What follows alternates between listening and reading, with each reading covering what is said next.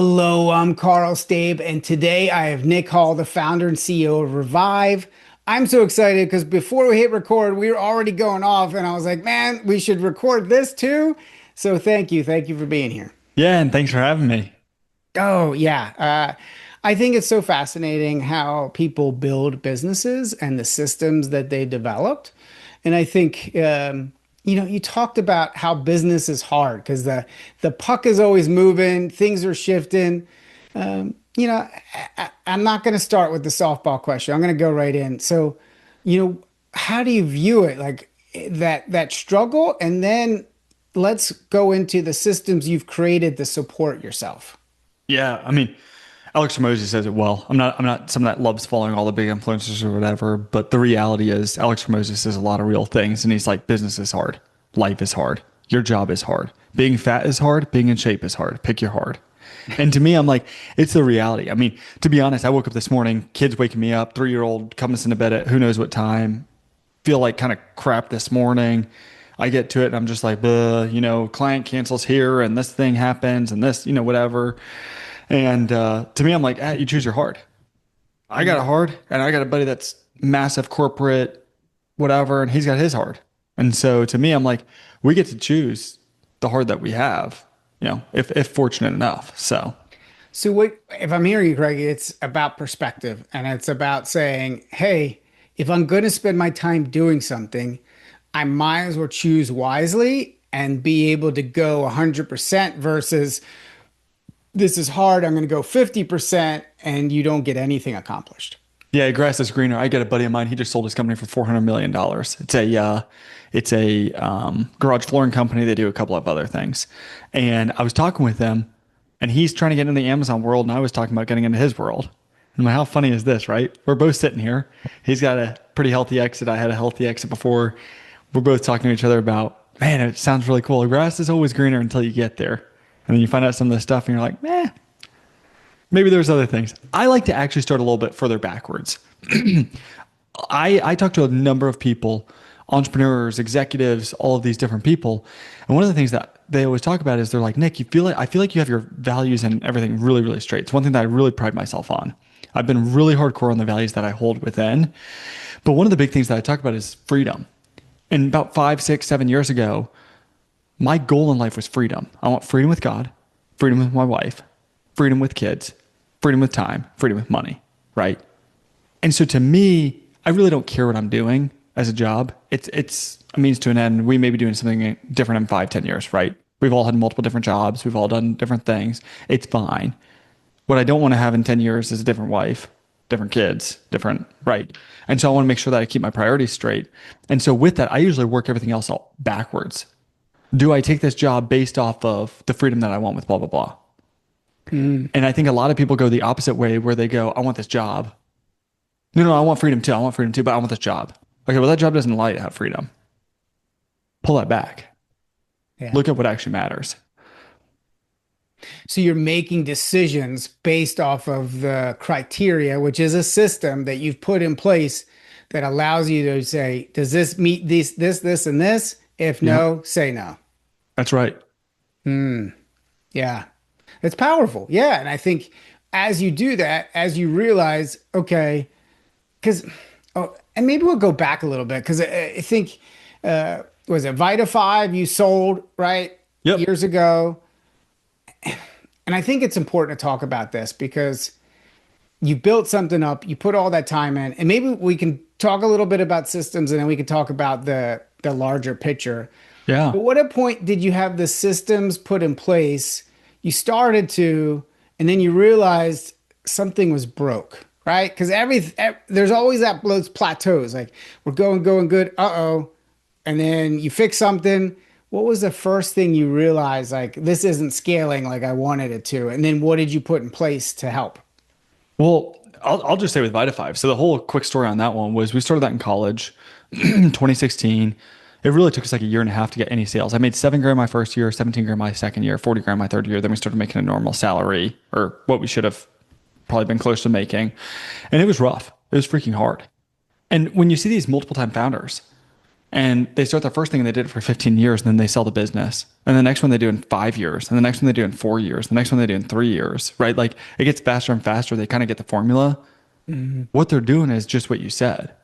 They didn't have the systems in place at first. They thought they had systems in their first business that took them 15 years. They thought they had systems. They go through all these different things. Didn't work, didn't work, didn't work, didn't work, didn't work. That one worked. Boom, stick it. Okay. Didn't work, didn't work. Different process, right? And they stick it. And then they say, hey, this is kind of how you do it with small tweaks at all times. And that's the reality of every system, process, whatever it is you're going to have a process and you're going to gradually adjust it if you're trying to improve the business.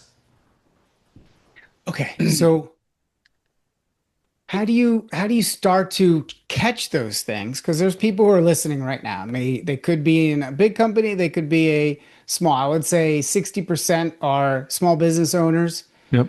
and 40% are in corporation, and they're trying to not get caught in those loops 15 years later. They want to catch these things earlier. So what system do you have in place to help create that feedback so you're getting it quicker and making adjustments faster?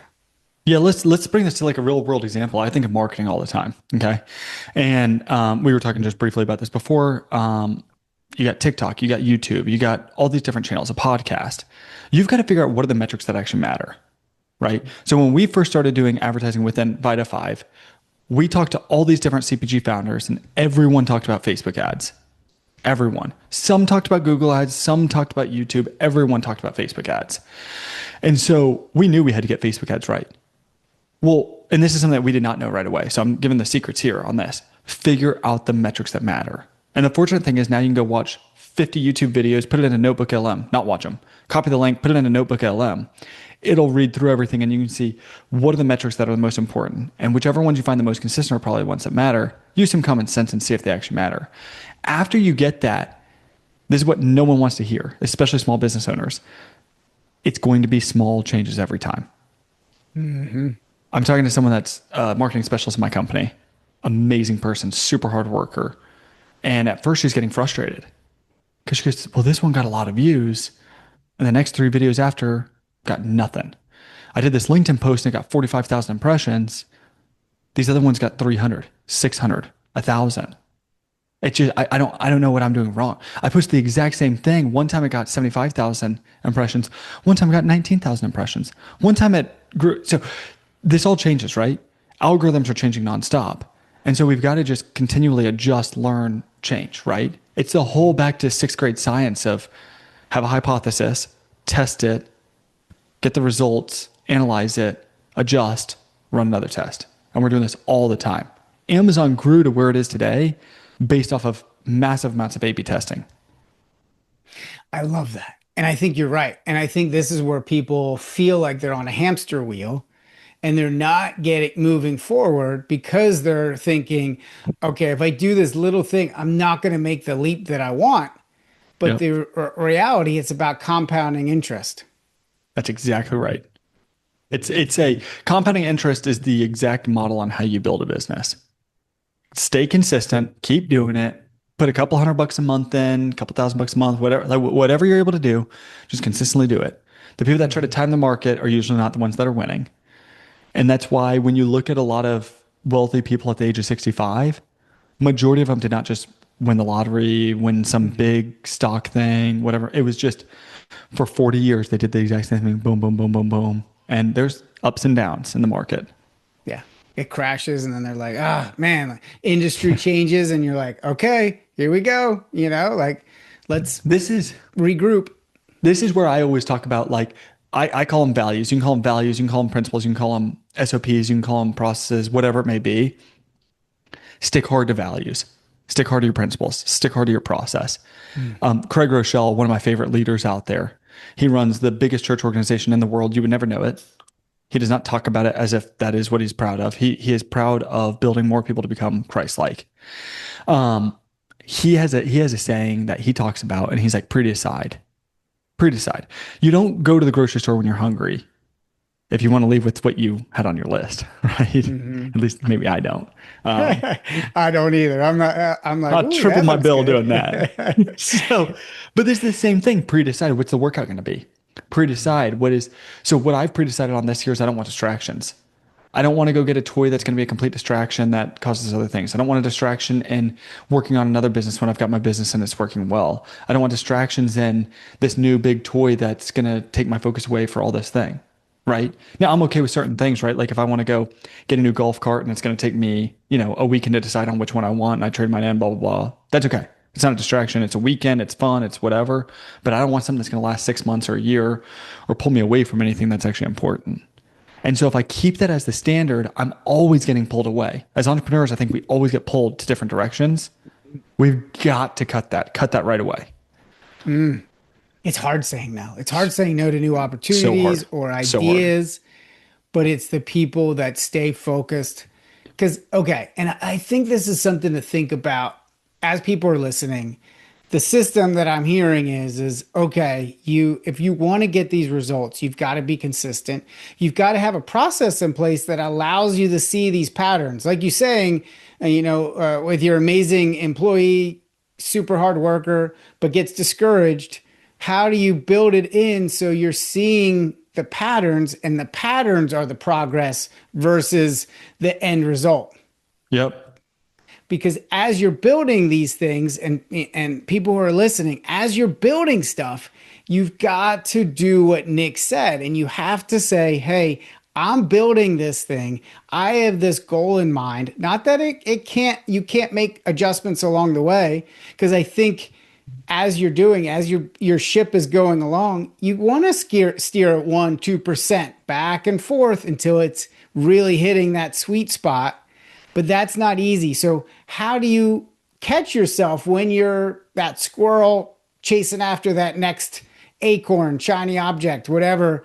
And how do you get yourself back on track? Gosh, this is I'm not the best on certain things within this. I I write up my standards and principles within the company, within my personal and all that stuff. And so this one I say God first, right? I bring this out 3-4 times a day. And for those that are listening that can't see it, I'm just going to read this. This is my standards and principles of what I go by.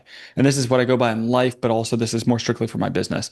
I'm always getting approached by people for certain deals, all this stuff. And then I get investors. I've got people that want to become partners with me. I've got friends and family that I'd love to help out. God first. That's the most important thing. Make sure that God is proud of what we do. And I write that out because when I say God first, it's really easy to say that and not do it, right? It's like saying put your spouse first when you've got 3 kids running around, 7 kids running around, they're screaming in your ear, telling you blah, blah, blah, blah, blah. And it's like, how do you put your spouse first when you got all these little kids? I'm dealing with it right now. Second one is I'm principled. We're super principled on things. We are direct and we're kind. We have A plus people in our company. We expect A plus results. A 70 is not an A plus. Okay. And so we guide and we lead. Now we're kind about it. We don't go through and we're not jerks about how we say this stuff. We're very conscious of how we say this stuff. Now, other things that we are direct and kind about is I have no investors in this company. And this company that I currently have, I am not saying that people should go out there and have this as a principle for themselves. For this specific company, I don't want that. This has been built more for my life than it is for a sale. Now I'm going to build it purposely in a way that I could sell it if I wanted to. I don't want family or friends in this business. I've got some buddies that they have family and friends and it's the best decision they've ever had. For me personally, I know my personality. I know my friends and family personality. I don't want to have those overly hard conversations and then ask to do happy hour on a Friday afternoon when we just had a hard conversation. It's just not necessary. There's other ones that I go through, but I hold this and it's super, super important. Within the company, everyone knows, and we talk about this all the time. I used to think mission, vision, values was all total BS. And I do actually genuinely believe that it is total BS for most companies. I think Target is the absolute worst with their values. I do not think that there's a backbone in them for their values. And the reason why I say that is they go this side and then they go this side. And then they go this side and then they go this side. And all they're trying to do is fight the PR that pissed the other person off last time. And I'm like, if you just stood up and said, these are our values and this is what we actually believe, you would care. But no one in this world consciously goes bing, bing, bing, bing, bing, bing. What happens is their PR team is creating all this stuff.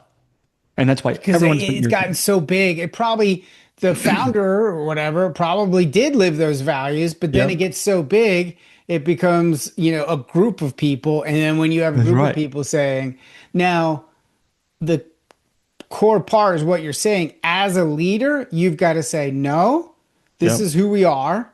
Now it's super hard. It's it super is. hard to be like, hey, no, we're going to say no to this advertiser, or no, we're going to, Yeah. you know, you push back against this, whatever it is, right? Yep. And I think what you're saying is when you stand for something, it makes it easier then to say, "Hey, employee, this is what we stand for, and you're not following it, and this is why I like core values or standards and principles." You then can point to that and Yep. say, "You're not living up to, you know, care and kindness, whatever it is, right?" Yeah. Yeah. And and say, you this is what we expect, and if you don't start to make some shifts, we're gonna have to figure out next steps for you, and that might be working someplace else. For But sure. if you're wishy-washy, people feel like they can do anything then, because then it's For like, sure. oh, push back here, and then you don't stand for anything. It's so true. There's this country song, and I think it's a country song. Anyways, it's an old song that talks about like the values, and so it's talking about how like if you don't hold the values that you have, then the world will create the values for you. And I'm like, it's Oh, true. that's a good way of saying it. Yeah. Like I hear it every time, and I'm like, dude, you're right. Like, Hmm.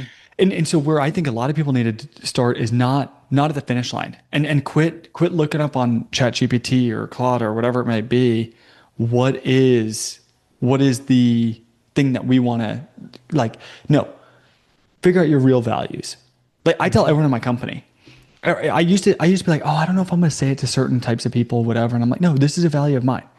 This business that I have is a business that we can be very efficient, that we can do well, that we can serve the brands that we work with. However, there's a couple things. One, on the good side, I don't care if you wake up at 3 o'clock and start doing work, or if you're up until 10 o'clock doing work, or if you take a break at lunch, or the hours don't really matter. Now, there's obviously certain hours where like we've got to hold. So like people know, hey, these are the hours that we hold, and it's very clean and clear. Now, you go out to lunch with your family, whatever, great. One thing that we will always do, I believe in the values that I've said, God, family, all this other stuff, right? So make it to your kid's Valentine's party. Make it to your kid's Halloween party. Make sure that you make it to the soccer games. Now you're not going to make it to lunch every day with your kid. Okay. We've got jobs. It is what it is. But if that means that you've got to work for an hour and a half later tonight, then you have to work an hour and a half later tonight.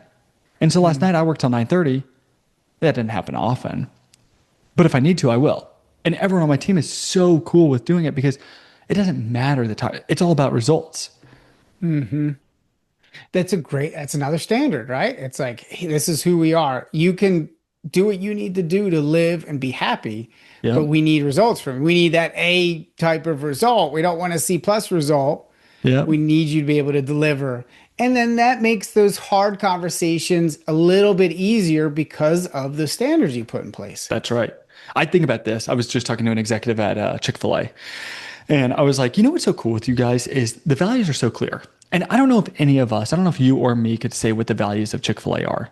But one thing we all know is they're Christian based, that they care about others, that they're very kind, and they have very respectful people that work there, right? And you could probably say 10 other nice things about the company in general.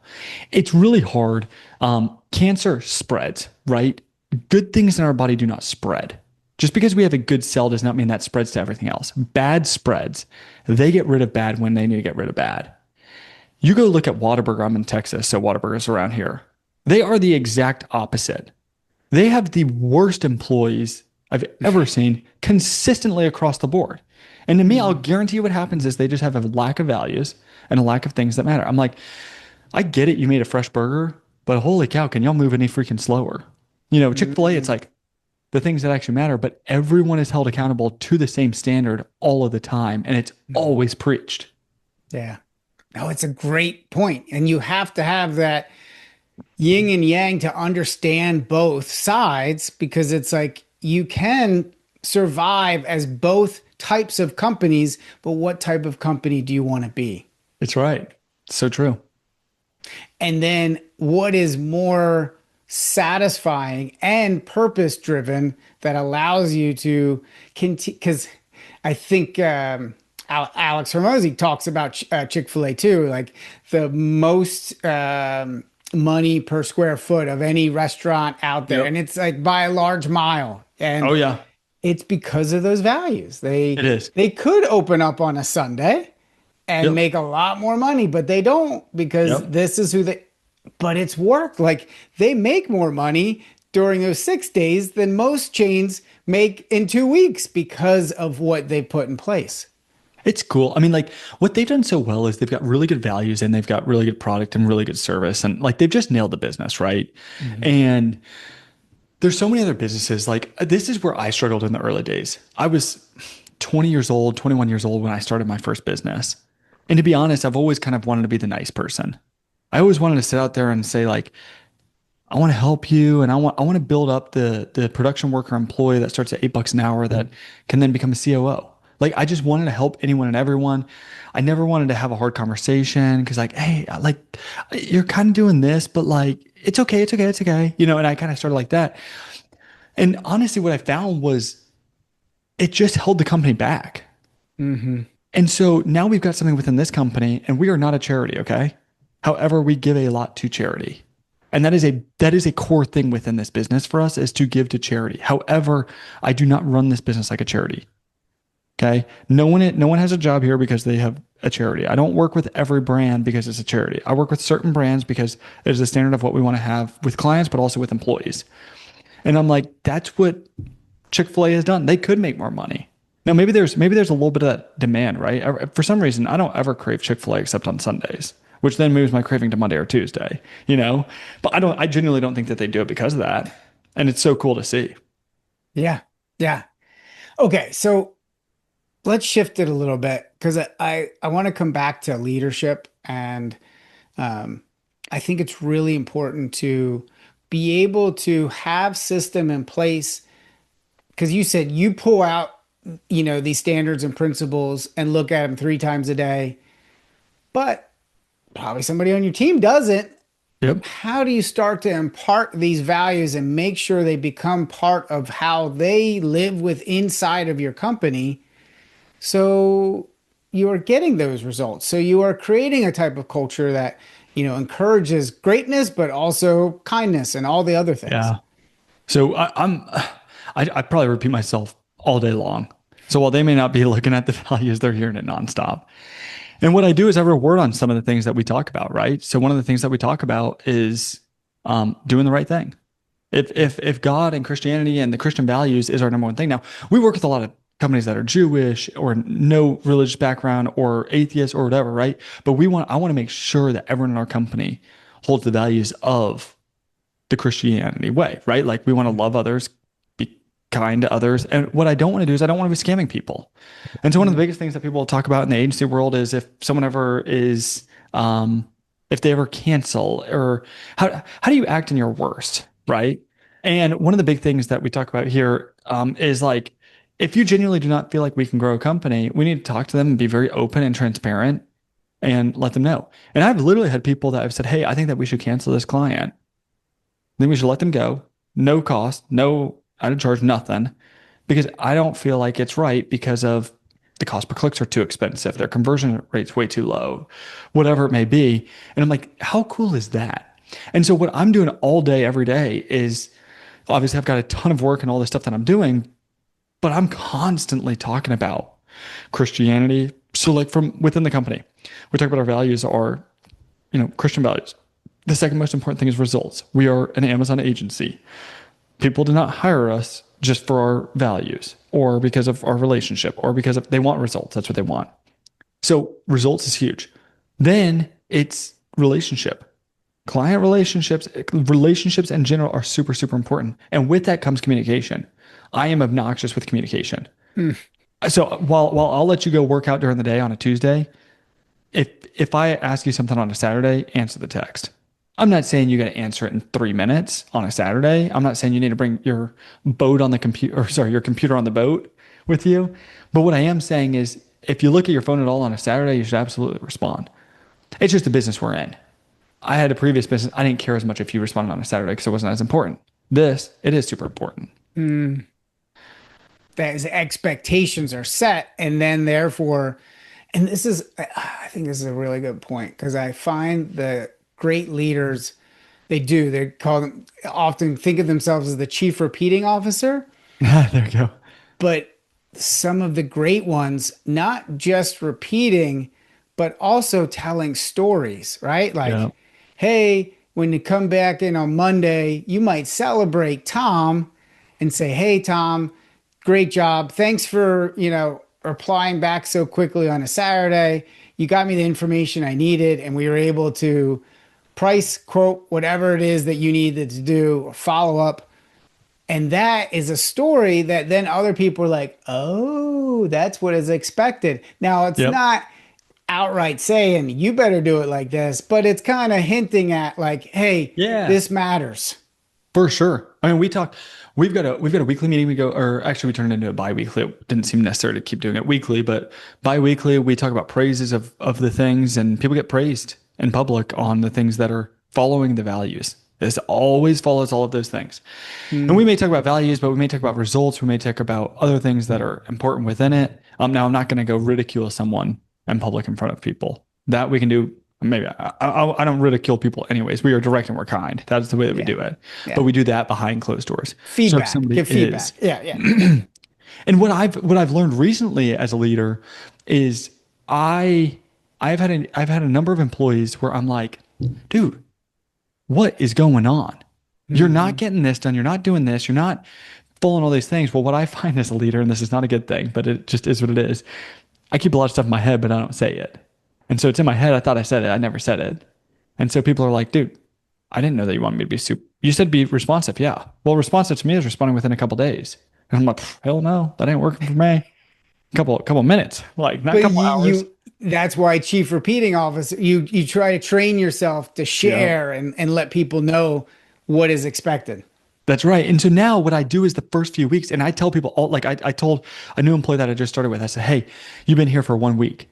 Um, I want to understand how you're doing this stuff. I want to show you what I want. And then I'm going to tell you some expectations that I'm going to have on a daily basis and a weekly basis.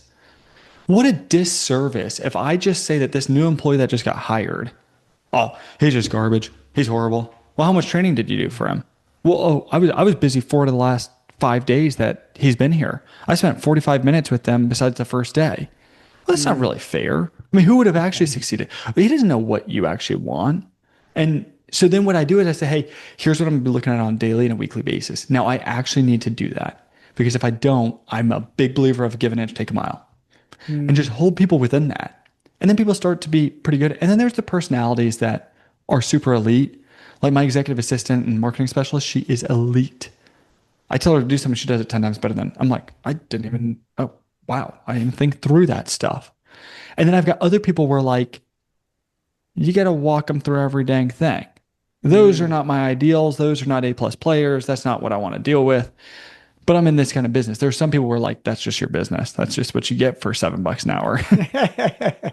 Yeah, right. Because you're like, okay, they're in the Philippines or maybe they're over in another. Yeah, Yep. and you have to have some level of expectations depending on how much you pay them, what they're doing, Yep. and all those things. And eventually, and I do, we're both fans of AI, and Yeah. I want to go here next because I think this is important because what you're saying is not just, being a leader of employees, but we also talked about you using Claude Cowork and how you're using it. And it just made me think it's how well you train it, which will help determine the output. Because you said, Yep. like, and oh, real quick, I'm jumping around here, but it made me think of a lot of people who I've interviewed who I found great leaders.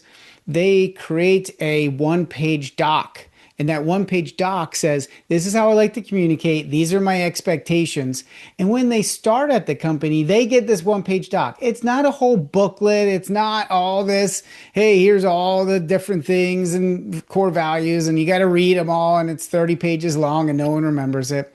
It's a one pager that's like, Yep. hey, if I text you Monday through Saturday, like I really hope you respond within, 1 to 4 hours, and depending on, where you're at, there are some expectations that hey, you get a little leniency here, but the idea is to have that system in place and you're delivering it. And sorry, it just made me think of that when you said Yeah.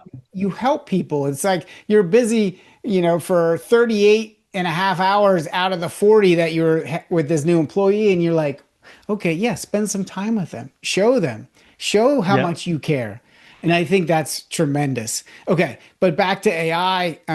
How are you using AI and integrating that into your systems? I've always been a person of finding more efficiency within everything I do. I was talking to a buddy, my old business partner actually, and he was always like, "Dude, you are so fast on a computer. You are like boom, boom, boom, boom, boom, boom, boom. Like what I can get done in 2 hours, most people get done in 8." And I'm like, "Yeah, I've always prided myself on that. I'm efficiency based. I'm not perfectionist. Okay, so I'm definitely not your best designer. I'm analytical. I can go through all this stuff, whatever." And it's funny because he's like, "Yeah, man, I can only imagine how you are with AI."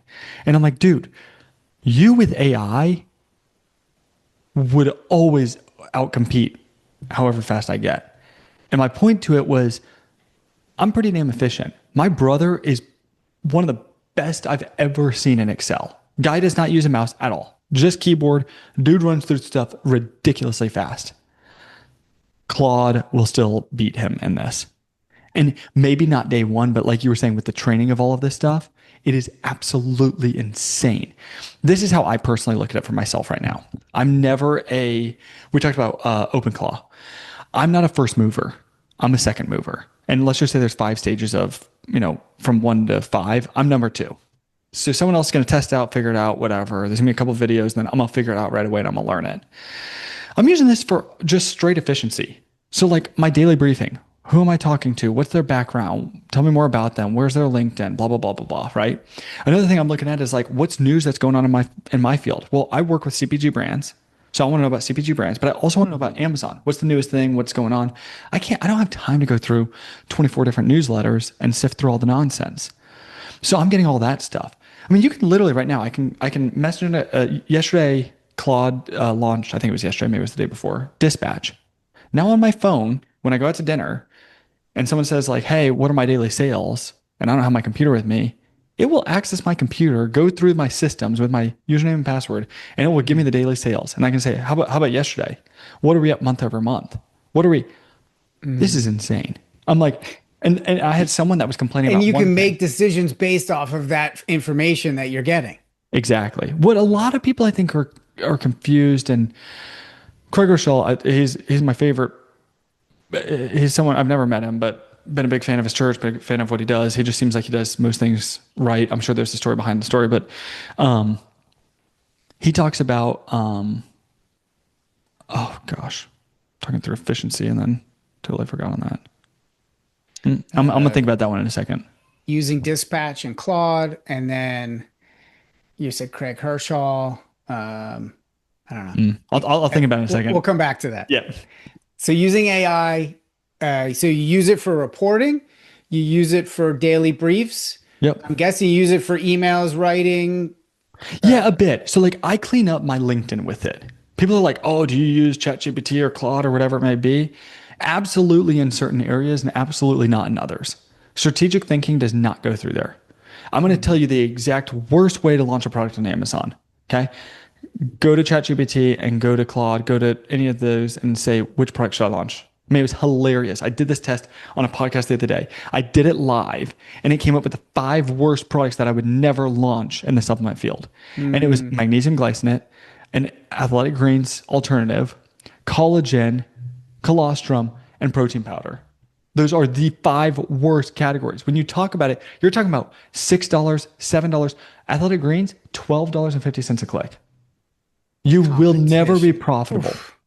I like, and so there are certain things where I'm like, do not even, do not. So You have to find that niche and really be able to stand out and have a little bit of a moat, which is hard on Amazon, yeah, but you can find it and then you can not exploit, but able to leverage that to help yeah, you kind of grow. Gotcha. that's right. Yeah. So Okay. cool. I love that. I think you're right. Like as people adopt AI, they're going to realize, oh, there's so much different things you can do to support you. And to me, Yep. this is what leadership is an understated core value that I think more people should have is getting support.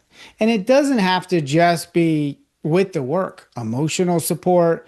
It can be, helping you look through things, helping you give feedback on things. And I think what you're saying is when you're the not tier one, go after and learn LLMs, AI that quickly, but tier two, you can learn from other people and be able to apply what they've learned and apply it to you. And Yep. I'm curious, what does your support system look like when you're feeling overwhelmed? Yeah. What systems do you have in place? For me, it's relationships. So, right, like, do I actually go to the Bible when I'm in need? Not really. Should I? Probably. But I go to my wife. I got a friend that I've been really, really good friends with since sixth grade. We have constant conversations and everything. Other people go to therapists. I don't. You can call my wife or my friends or any of that, my therapist. We talk through a bunch of different things. Sometimes, honestly, get away from the computer for a second. All of us we're so freaking consumed by all this stuff. I'm horrible with this. There's so many days where I sit there and I'm like, I need to just get off my computer and just go for a walk and think. I'm so in the weeds with things at times that I can't think strategically. Or like something happens emotionally in the business, good or bad. And I'm like excited or upset or worried or whatever. And I'm like, just go walk it off and figure it out. It's okay. Mm, We're going to figure it out. Just don't make emotional decisions.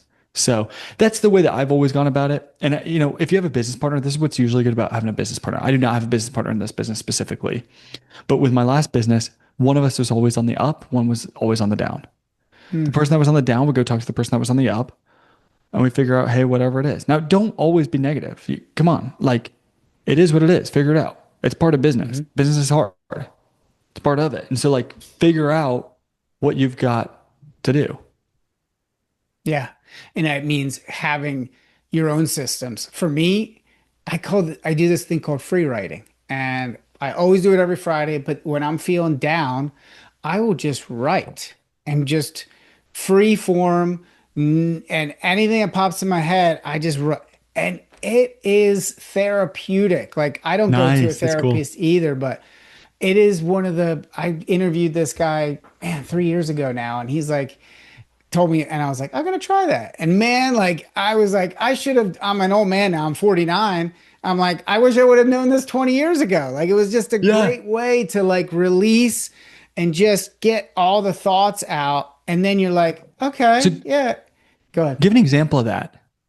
Okay, so if I'm stressed out and I'm like, man, like, I'm trying to close this client or I'm trying to go after, this group of people, all I do is I'll just start, and it's always a prompt, right? Like, I want to understand more about why this client said no, and there's all this stuff that's buried in there that you just type out. And I think if people who are auditory, you could probably just talk to ChatGPT on audio and just speak it Yeah. out, right? Yep. And Yep. just let it all flow and don't stop. And I wouldn't, if you pause, ChatGPT will do the like text, right? Just Yep. speak it out. So you could just do text on Google Docs as well. But this let it all flow out. And what ends up happening is you realize you see so many patterns, and then